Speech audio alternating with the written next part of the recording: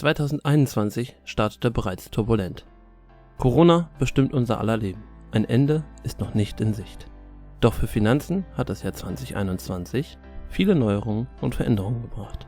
Welche das sind, wollen wir uns heute einmal genauer anschauen. Herzlich willkommen zu einer neuen Folge von Leben in Freiheit, wo du alles über Investitionen, Business, finanzielle Freiheit und viele andere Finanzthemen erfahren kannst. Unsere Mission ist es, jedem eine gute Finanzbildung zu ermöglichen. Wenn du uns unterstützen willst, dann lass uns ein Abo da und aktiviere die Glocke, damit du in Zukunft keine Videos mehr verpasst.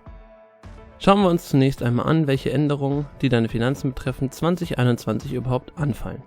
Wegfall des Solidaritätszuschlags, Mehrwertsteuer gestiegen, Kfz-Steuer erhöht, Familien mit Kindern erhalten mehr Kindergeld, Grundfreibetrag angehoben, höhere Steuererleichterung für Alleinerziehende, Tanken und Heizen ist ab 2021 teurer, Erhöhung der Pendlerpauschale, Einführung der Homeoffice-Pauschale, Mindestlohnerhöhung, Einführung der Grundrente, Ausweitung und Erhöhung des Pflegepauschbetrags. Die erste Änderung betrifft alle Arbeitnehmer. Seit dem 1. Januar 2021 fällt für 90% der Bevölkerung der Solidaritätszuschlag weg. Zur Erinnerung, der Soli wurde eingeführt, um den schwachen Osten nach der Wiedervereinigung wirtschaftlich zu unterstützen. Bedeutet, pro besteuerbare 1000 Euro Einkommen hast du im Schnitt 55 Euro mehr netto am Ende des Monats. Kleiner Haken: Privatanleger zahlen bei Kapitalerträgen, zum Beispiel Dividenden oder Miete, weiterhin den Soli. Die nächste Gesetzesänderung betrifft vor allen Dingen Geringverdiener und Studenten, indirekt jedoch alle Arbeitnehmer. Denn seit diesem Jahr wurde der Grundfreibetrag um 336 Euro auf 9.744 Euro jährliches Einkommen angehoben. Der Grundfreibetrag ist der Betrag, dem du verpflichtet bist, Steuern zu zahlen. Wie schon bereits festgestellt, hat dies auch indirekt Auswirkungen für alle Arbeitnehmer. Denn in Deutschland ist der Steuersatz progressiv, also gestaffelt. Bedeutet, wird eine Staffel angehoben, ziehen alle anderen nach. Dadurch zahlst du effektiv weniger Steuern als vorher, auch wenn die Beträge nicht sonderlich hoch sind. Die nächsten zwei Gesetze betreffen jeden Arbeitnehmer und verringern deine Steuerlast für das laufende Jahr erneut. Die Rede ist von der Pendler- und Homeoffice-Pauschale. Die Pendlerpauschale, also die, welche für deinen Arbeitsweg anfällt, erhöht sich um 5 Cent auf 35 Cent pro Kilometer.